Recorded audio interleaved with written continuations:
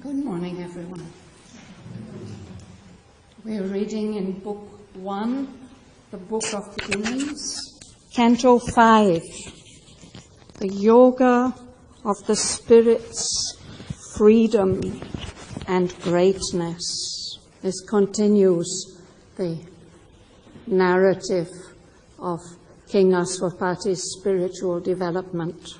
Last week, I think we started on page 76 at the break, and we read 2 sections. We just read them. And then we started to read again at line 85 on page 76. Did we reach the break on page 78?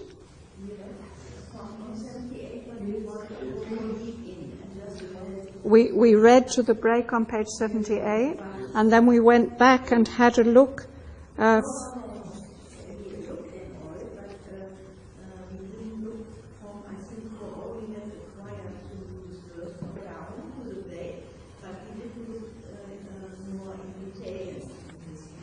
So where do we have to start again now?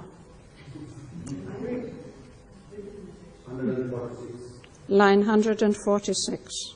Yeah, this is a very important section. I mentioned it last week. That on the basis of that secret knowledge which has been revealed to Aswapati and to us in the previous canto, now Aswapati conceives this hope immense, this will. He conceives the idea of a superhuman form, and he wants to discern that. He raised his eyes to unseen spiritual heights. This was, of course, an important moment in Aurobindo'S own development.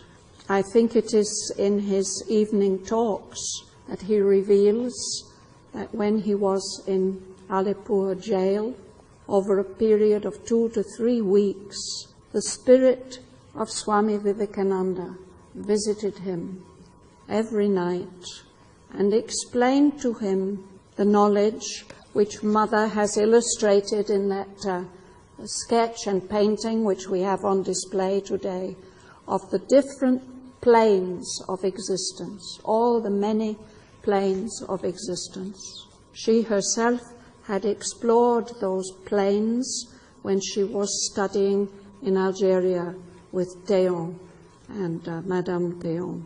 And she's explained to Huta how it was possible for her to exteriorize her consciousness, first from the material body into the vital body, and then beyond the vital body into a series of mental bodies, and even higher. She said she could do it 13 times and reach that borderline between the manifestation and the transcendent state.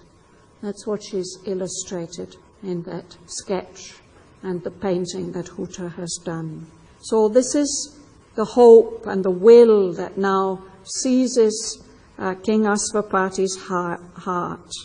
He's had so many wonderful experiences in the course of his yogic development, the goddesses of revelation and intuition and discernment and wisdom.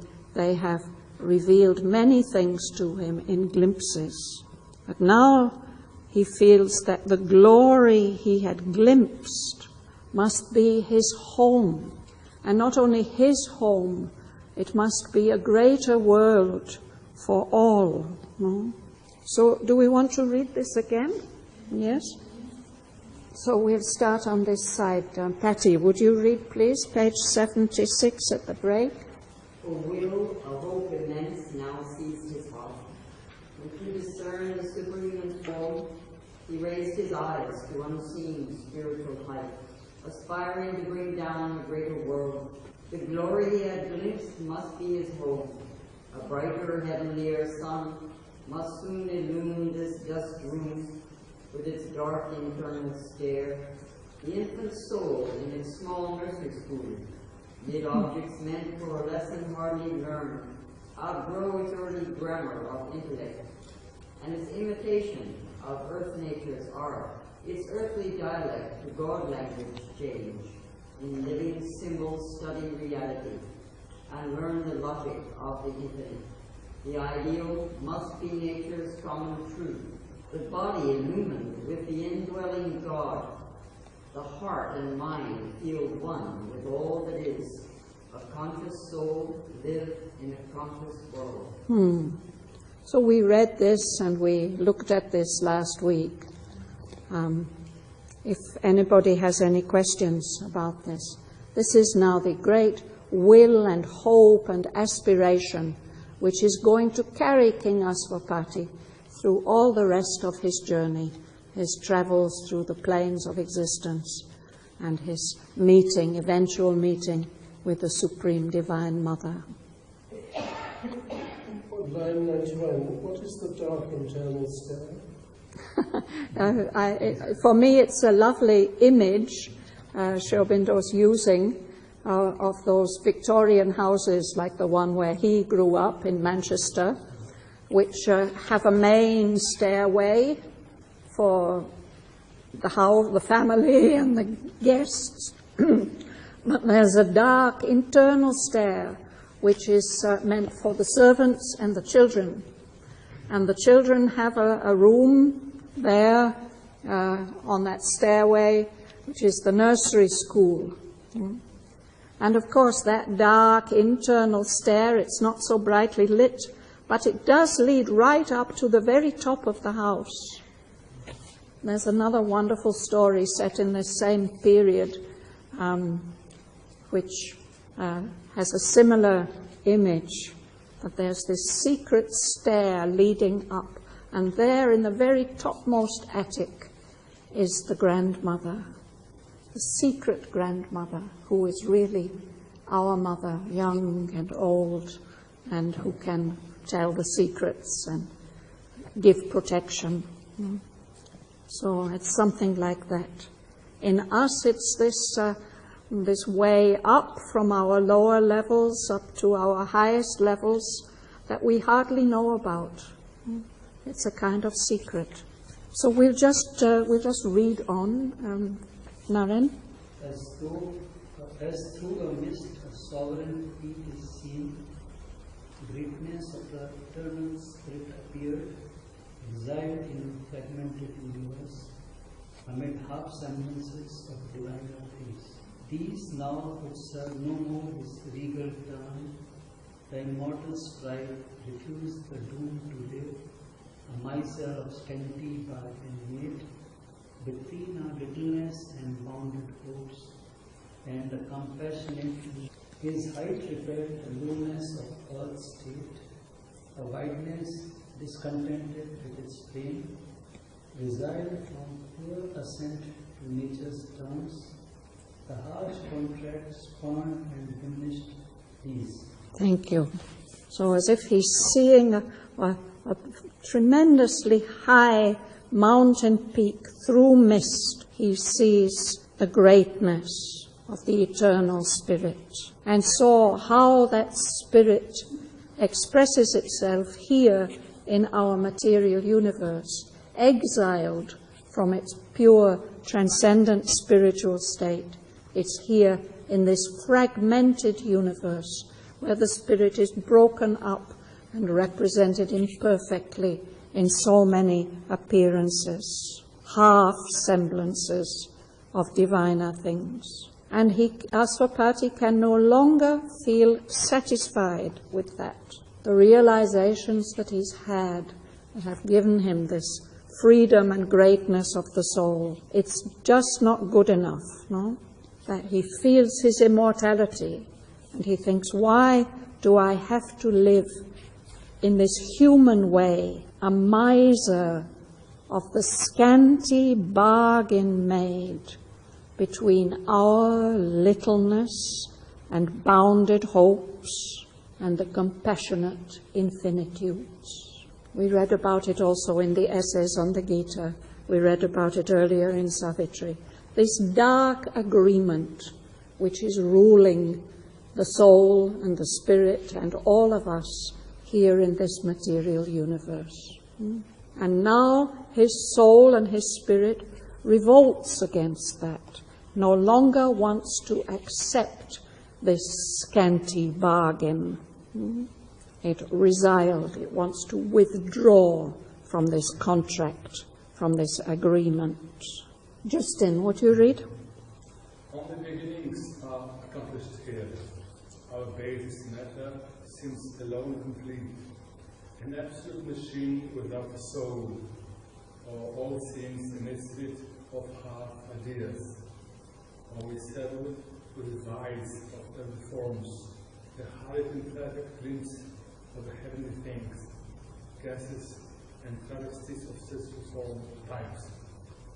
Here chaos source itself into a world, a brief formation drifting into the void, apings of knowledge, unfinished arcs of power, flakes of beauty into earthly shapes, love-broken necklaces of unity, swim fragmentary ruins of a floating sun, a packed assemblage of crude tentative lives are pieced into tessellated whole. Yes, so a series of images about the kind of life we live here, based on matter, where everything seems incomplete, ill-fitting together, without harmony. Only this base of matter seems in a way complete, but it appears to us like an absolute machine without any soul in it. Or we see all this misfit of half ideas, half realized ideas. Or we might even get a glimpse of heaven, a hurried, imperfect glimpse of heavenly things. And then we try to fix them in an earthly form. In this world, chaos sorts itself into a world, some kind of semi-orderly arrangement, a brief formation drifting in the void, in the emptiness. There's something like knowledge, but it's not real knowledge, only an imitation of it. There seems to be something like power, but that power is not all-powerful, it's not fulfilled.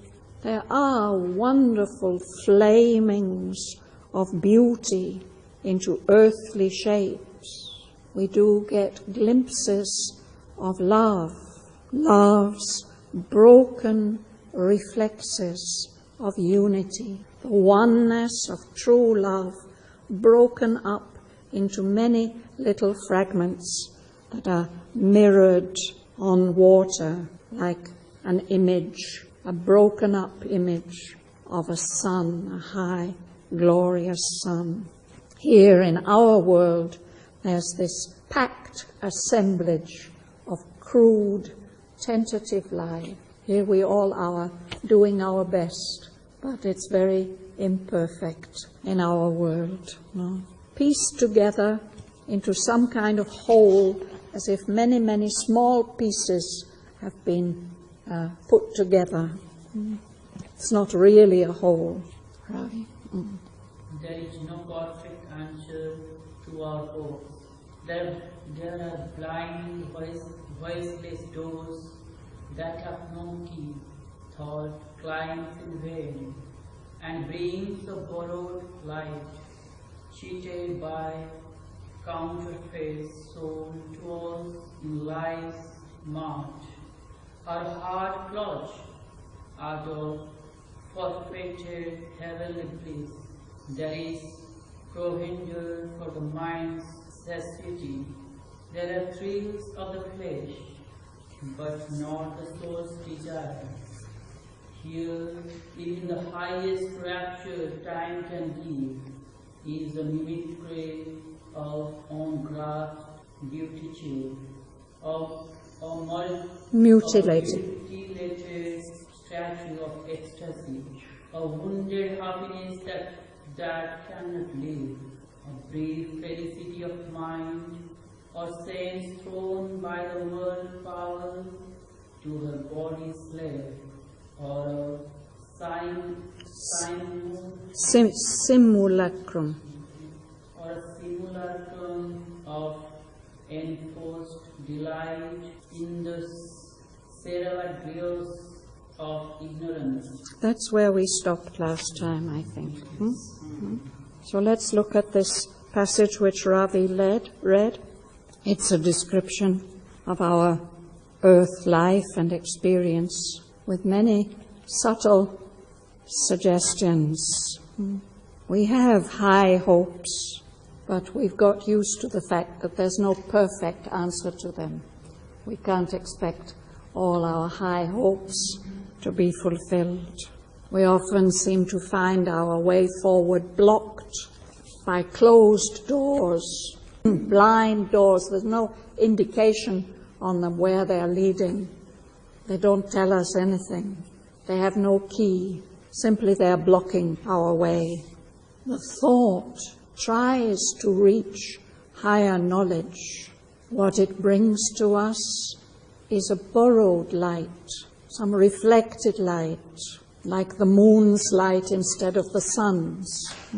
Our hearts are always reaching out, longing for that heavenly bliss which we have lost when our souls accepted to incarnate in the material world. And because there's that longing, like children, we are ready to buy or get hold of, we want to have these counterfeits, these forgeries and imitations that are sold to us in the market of life. For a moment we are happy with them, but then we realize this is not the real thing. This is only a counterfeit. We can't reach that heavenly bliss we have lost. Here in the world, there's lots of provender for the mind, enough to stuff our minds full. Satiety is when you are completely full, you can't eat anything more. But it's not the real thing. It's not really nourishing and satisfying, all that mental stuff that is available to us. It's provender. Provender is the food you give to animals. There are thrills of the flesh, but they can't satisfy the soul's desire. So even the highest rapture that time can give is only a mimicry, a copy of the blissful states we cannot reach. It's like an image, a statue of ecstasy. But even that statue is mutilated. It's lost its arms, perhaps its head, like one of those old Greek statues. It's a mutilated statue of ecstasy. That even that highest rapture that time can give is a wounded happiness that cannot live.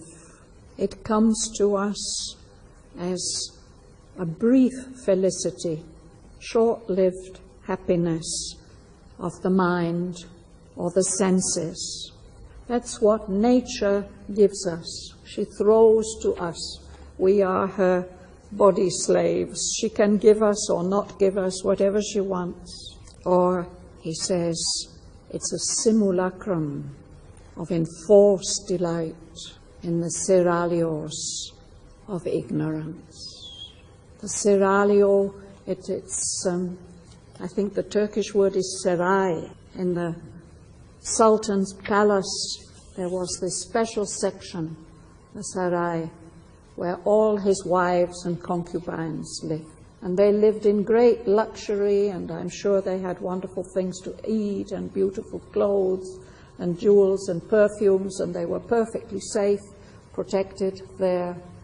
But that delight was enforced on them. They were slaves. They were not free. So nature does that to us. She makes us enjoy things that are not necessarily good for our souls. Is it clear? Anybody wants to ask anything? A simulacrum. Yes, it's something that looks just like. But it's not the real thing. A facsimile. Nowadays we talk about facsimiles. Shall we go on? Don, are you ready to go on? You don't have to read. Amitor is going to read. But you and Marianne seemed very occupied with something else. I was talking about the Siralios, yeah. Okay. Oh, yes. That all we have acquired soon loses worth, hold this value credit in time's bank, imperfections checked, drawn on the inconscient, and in consequence dogs every effort made, and chaos waits on every cosmos form. In each success, a seed of failure lurks. He saw the doubtfulness of all things here, the incertitude of man's proud, confident thought, the transience of the achievements of his force, a thinking being in an unthinking world, an island in the sea of the unknown. He is the smallest, trying to be great, an animal with some instincts of a god. His life a story too common to be told. His deeds a number summing up to naught. His consciousness a torch lit to be quenched. His hope a star above a cradle and grave. Thank you. We have to labor very hard in this world, but all we have acquired, whatever gains we make, soon loses worth. It doesn't keep its value. We may think we've piled up some achievements stored in the bank of time, but they're not gaining value. They are losing worth. They're becoming old, disvalued credits in time's bank. Imperfections check, drawn on the inconscient. What is it worth?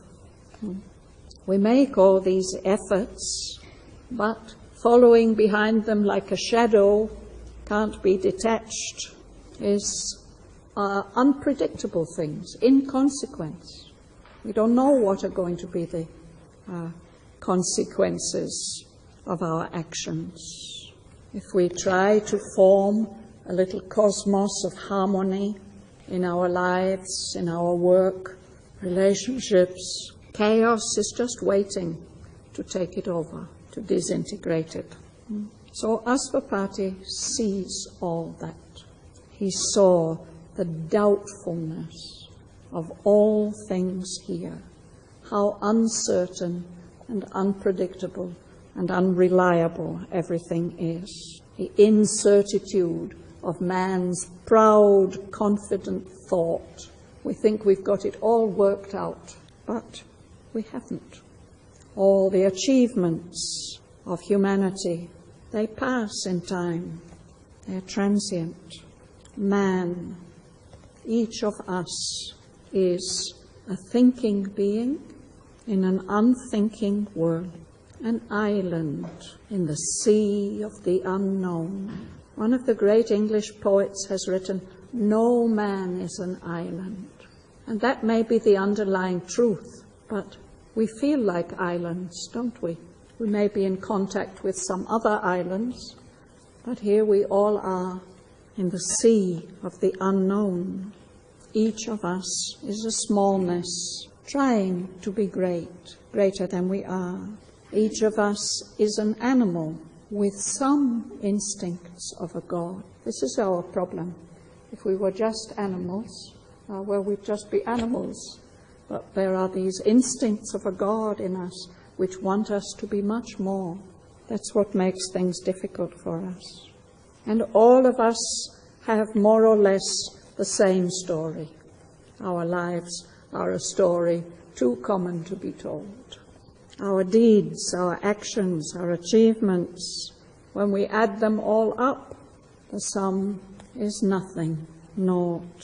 A kind of torch, a light of consciousness is lit in each of us. But then we have to die, and that torch gets quenched. What is the use of it? Our highest hope is this star. Maybe there's a guiding star which is with us throughout our lives, from our birth, from the time when we're in the cradle until we're laid in the grave. Perhaps some guiding light is with us. That's our hope. Shraddhavan, Yes. in entretien, in 1957-58, they said the name is animal in progression. In progression, yes. Is an- We're evolving animals. Yes, but it's very interesting description of what is that. Yes. Yes. The line 158, it says an animal with some instincts of God. Of a God. Of a God. Where Mother explains, I think surely explains another word where it says, we are one foot in humanity, another foot in animality, and yet we are the candidates for divinity. For divinity, yes. So there are some divine instincts in human beings. The Mother's also talked about this, the fact that there is a soul, that there's a psychic being, and that the instincts, divine instincts are there. She says that's the saving grace of humanity. It's there in every human being. It's often covered up, very heavily covered up by the animality. But it is there.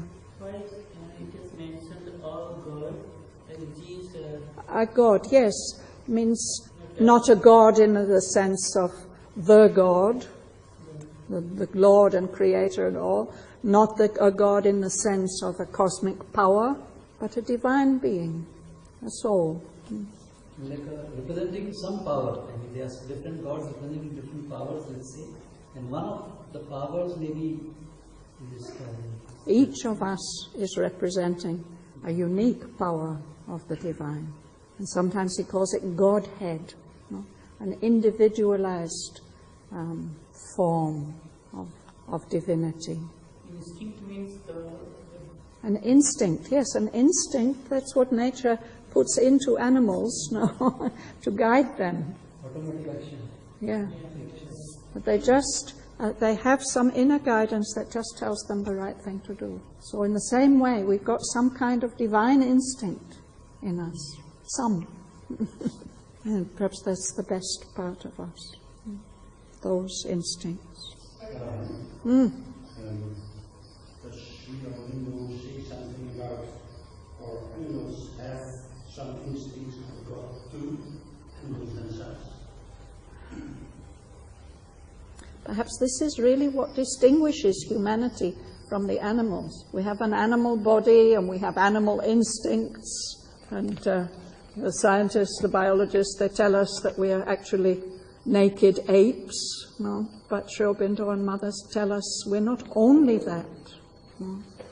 We are animals, okay, but we are animals with an instinct and a drive to be something more than just an animal. But if animals have a psychic being, they must surely have some connection with the divinity within themselves. Yes, it's a different level of development of the psychic being. Surely we've all been animals, I mean purely animals. And I must have told you before the story about Mother who, when she came to Sri Aurobindo in Pondi, there was at least one dog and there were several cats. And she was interested to see how far, by the higher influence, the influence of the higher consciousness, she could help those animals to develop their consciousness. And would she be able to help one or more of those animals to be ready to take a human birth the next time they incarnated? So it seems that she felt she was successful in at least one case. She said maybe not the most developed human being, but still he took a human birth.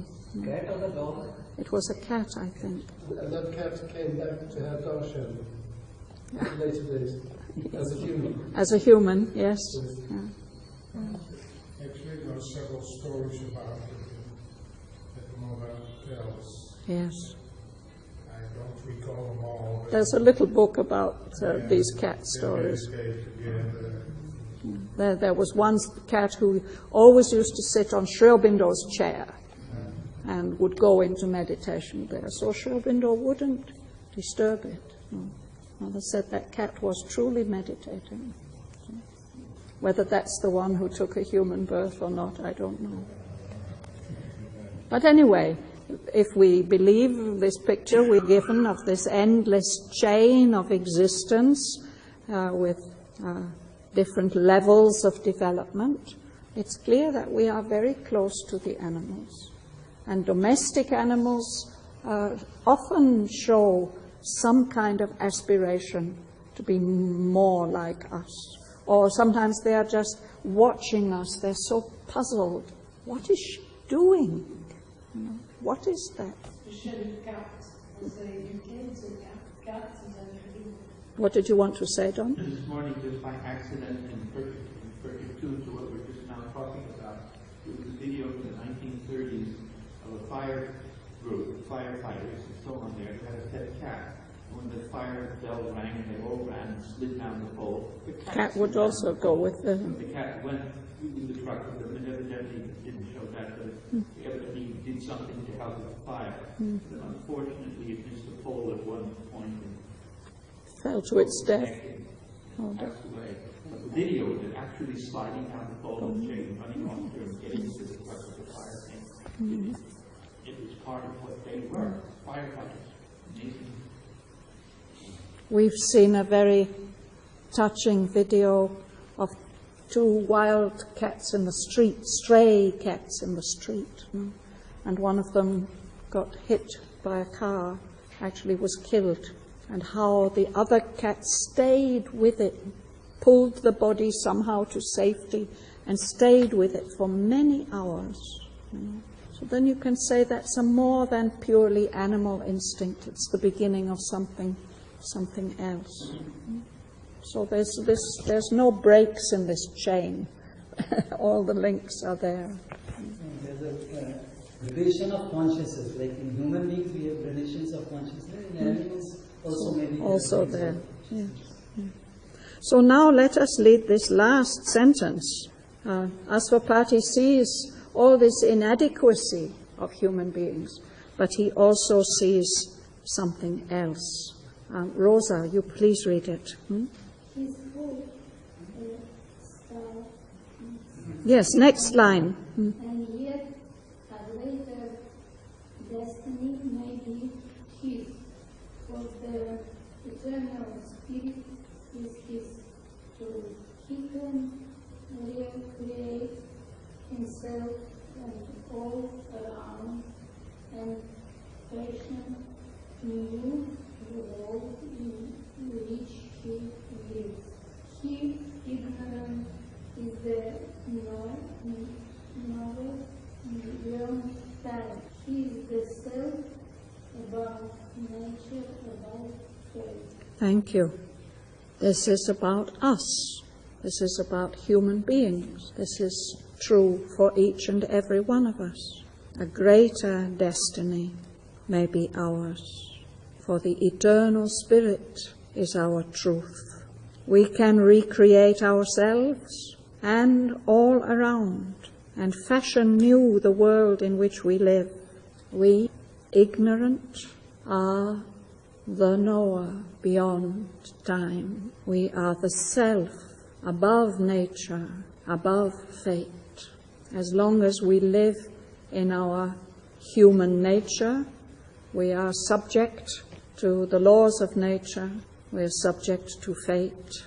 But since within us there is the eternal spirit, there is the possibility for that to change, for us to find out who we really are and make that eternal spirit the acting center of our life and our action.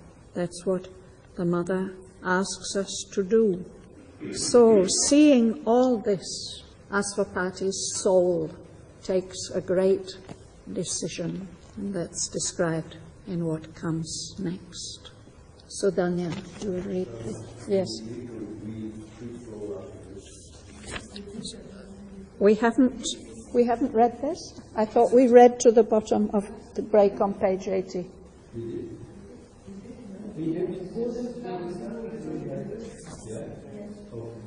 Maybe even to page 83? We read to page 83, yes. So now let's look at this. Sudanya, please. His soul returned from all that he had done. First was the eternal view of human trial. For second, the circle of the days, in distance and the crowded tramp of life. The silence was his sole companion left impassive. He lived illume from earthly hope. A figure in the ineffable witness shrine, facing the vast cathedral of his thought, under its arch dealing with infinity, and heaven was brooding of invisible wings. A call was on him from intangible height, indifferent to the little outpost wide. He dwelt in the wideness of the eternal rain, his being now exceeded thinking face. His boundless thought was never to cosmic sight. A universal light was in his eyes, a golden influx floated through heart and brain. A force came down into his mortal limbs. A current from eternal seas of bliss. He filled the invasions and the nameless joy. All of his omnipotent souls, allured by the omniscient ecstasy, a living center of the illimitable. Illimitable. Please go on. Widened to equate with the world's circumference, he turned to his immense spiritual faith. No, let's pause there. He turned to his immense spiritual fate. This is a crucial step, no? When the soul steps back from everything that it's done, detaches itself completely from the futile din of human toil, all this noise and labor. So the days are just wheeling by. He's abandoned them, forsaken. It's as if that sound of the tramp of human life retreats to a vast distance. He can hardly hear it anymore. He's alone with the silence. He goes on living, but he's living immune from earthly hopes.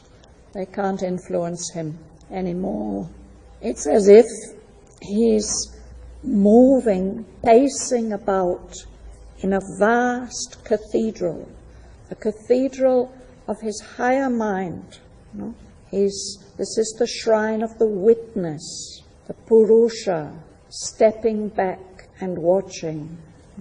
And that vast cathedral, its arches go up so high, they become dim with infinity. The eye can't follow them.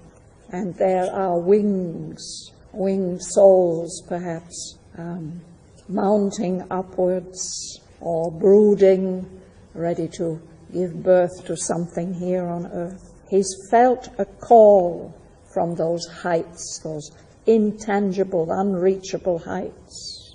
So he's no longer interested in this little outpost mind here. He's living in a much vaster space, the wideness of the Eternal's reign.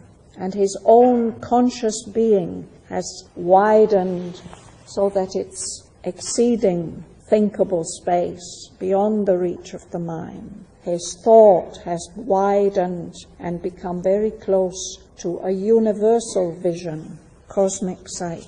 A universal light was in his eyes, and he experiences this flow of golden light and power into his brain and his heart, force coming down into the body, which is a current from eternal seas of bliss. He experiences that force coming into him and that light, the invasion, the nameless joy it begins, it brings. So he's become aware of his source, his occult, hidden, all-powerful source. And he's attracted by that omniscient ecstasy, the all-knowing Ananda. He recognizes that he himself has become a living center of the illimitable One, and his being is widened to equate with the circumference of the world.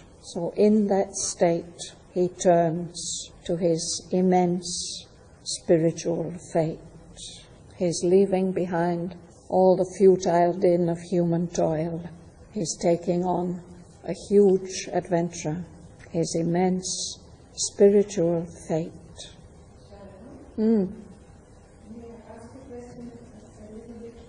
Sure. Yes.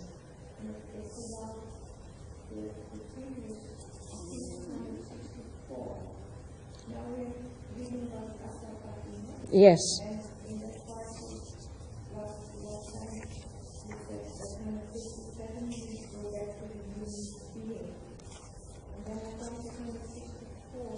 Yes. It's on page 64. Oh, yes.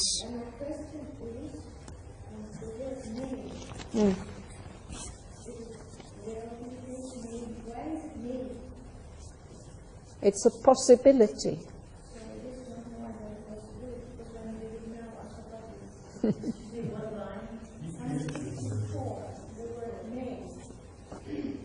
It's on page, you mean here on page 78, line 163. As his hope is a star above a cradle and a grave, and yet a greater destiny may be his. Yes, it means we are not bound completely to this limited fate where all we have is a star above a cradle and a grave, and everything we've done loses worth. That's what our human life looks like, but that we have a higher possibility than that. A greater destiny can be ours, maybe. It means there's that possibility is there for us, for each of us, because for each of us, the truth of our being is not this limited state. It's the eternal spirit, and that's really true for each of us. Well, no, it depends on us to a certain extent whether that possibility gets realized. How much effort are we going to put into it?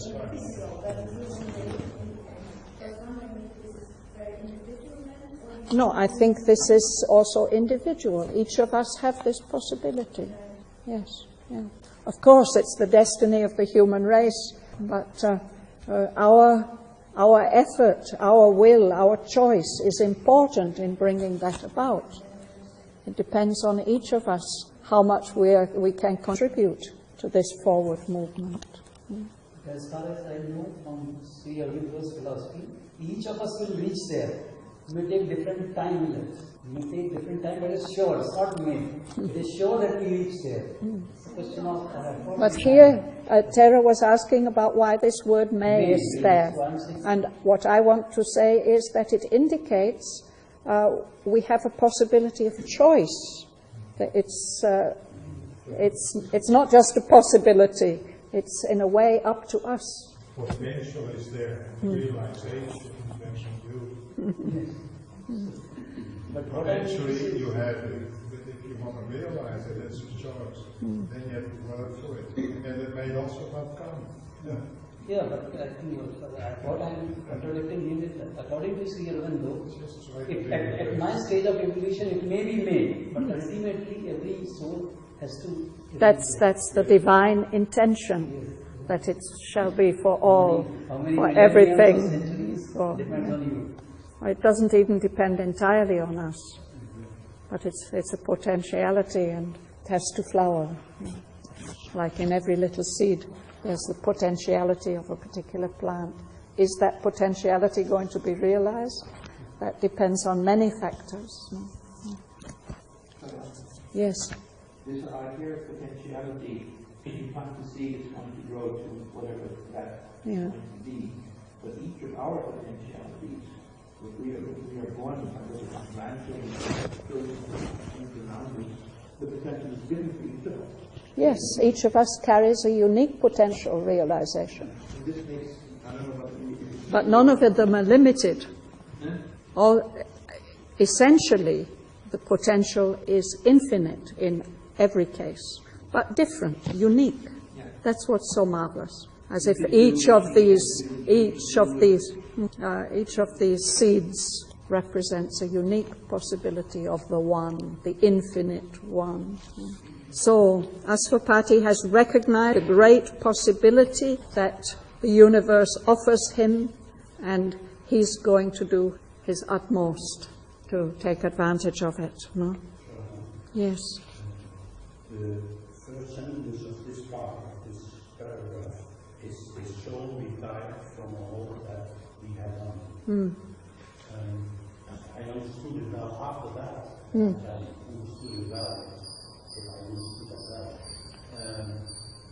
There is a description of Asvapati in another state. He comes in another state.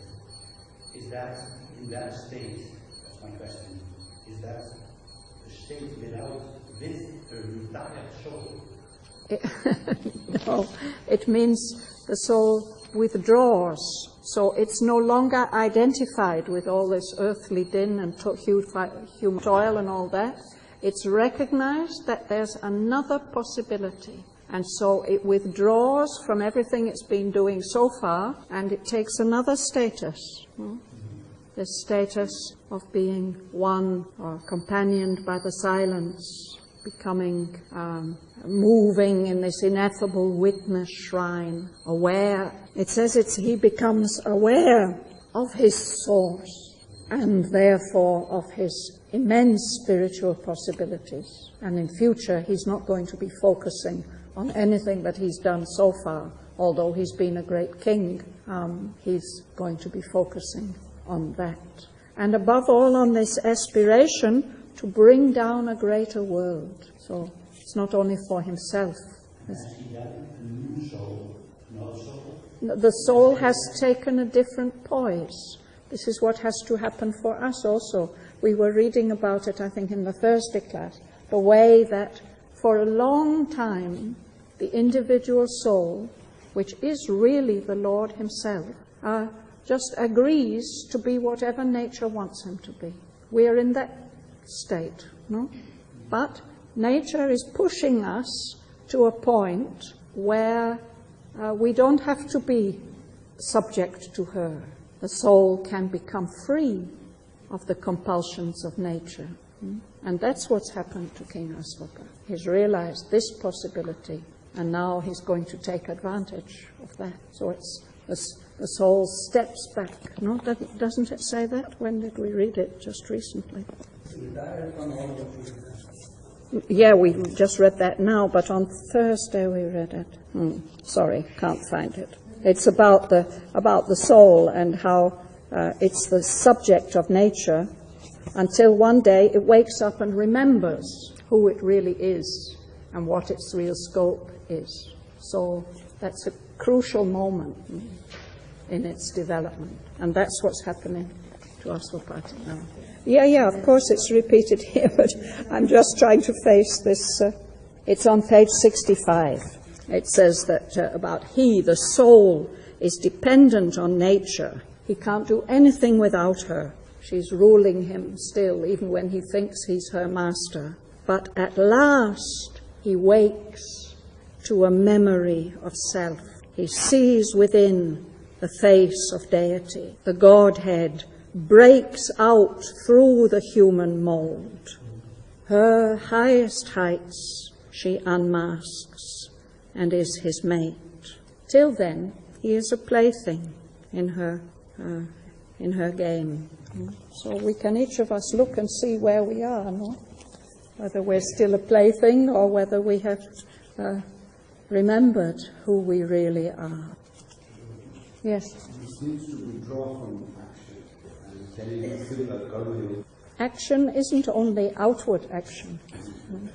I mean, Mother said this in the beginning of Auroville. Then she stopped saying it because she saw people weren't really understanding her. She said if people are really doing spiritual work, then they don't necessarily have to do manual labor. Yeah, so they will be helping to build the city in another way. But I think very few of us are at that point yet. For most of us, what she says in To Be a True Aurovillian, to deal with matter, do some material work every day, that helps us to progress and helps matter to progress.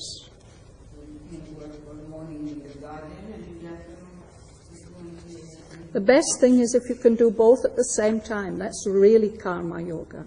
Right? You're washing dishes in the dining room, and at the same time you're in communication with the divine and you're doing the inner work at the same time.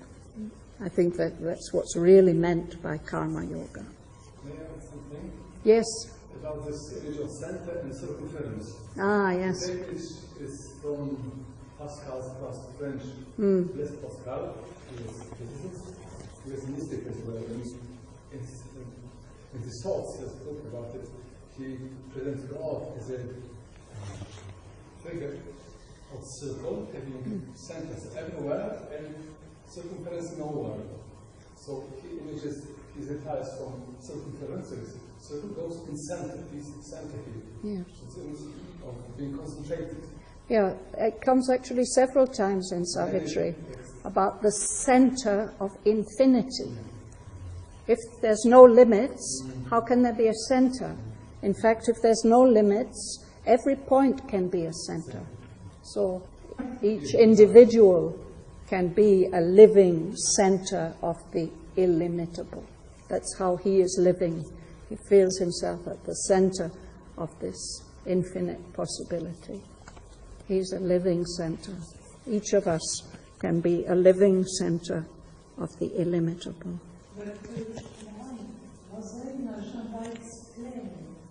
He lost his center, but not for her, but for her. It's very technical experience in a chamber. And also, when I listen Mother morning, I'm very touched with something. When I pray to the divine, I never tell in my prayer manifest what I pray, what I not want, but when I offer to Shraddhavan or the Supreme. It's very, very, very. Shall we stop there for today? He turned to his immense spiritual fate. We're stopping there at page 79, line